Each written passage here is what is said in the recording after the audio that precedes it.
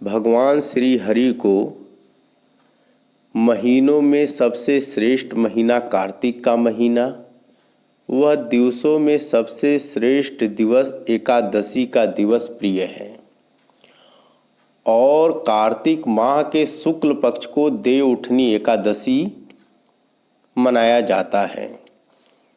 कहते हैं कि भगवान विष्णु जो कि आषाढ़ माह के शुक्ल एकादशी को 4 महीने के लिए योग निद्रा में चले जाते हैं,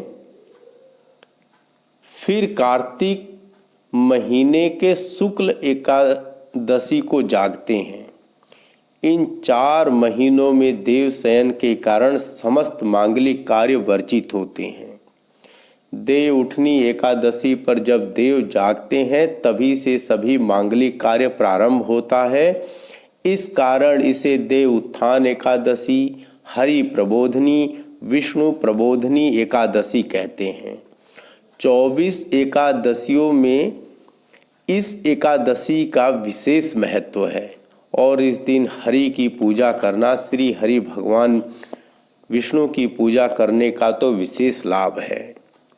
इस दिन उपवास, और मैं तो कहता हूँ कि अगर यह उपवास निर्जल हो तो इष्ट कुछ हो ही नहीं सकता। हिंदू संस्कृति में विवाह आदि मांगलिक कार्य भी आज से ही प्रारंभ होते हैं। देव उठनी एकादशी पर ब्रह्म मुहूर्त में उठकर आप विष्णु सहस्त्र नाम की पूजा पाठ कीजिए। हजार गायों के दान के पुण्य के बराबर पुण्य प्राप्त होगा आपको। आपके समस्त पापों का नाश होगा।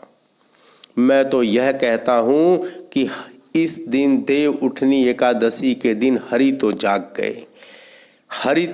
गए, लेकिन क्या आप जाग पाए? आपका जागना जरूरी है। आप तो सदैव निद्रा में ही रहते हैं।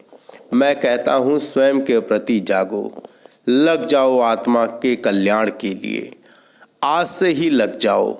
इससे बेहतर दिन शुरुआत के लिए कुछ नहीं हो सकता।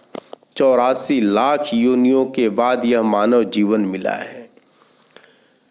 देव उठनी एकादशी से बेहतर दिवस क्या हो सकता है? जब हरि जाग गए तो आप भी जाग जाइए, लग जाइए आत्मा के कल्याण के लिए।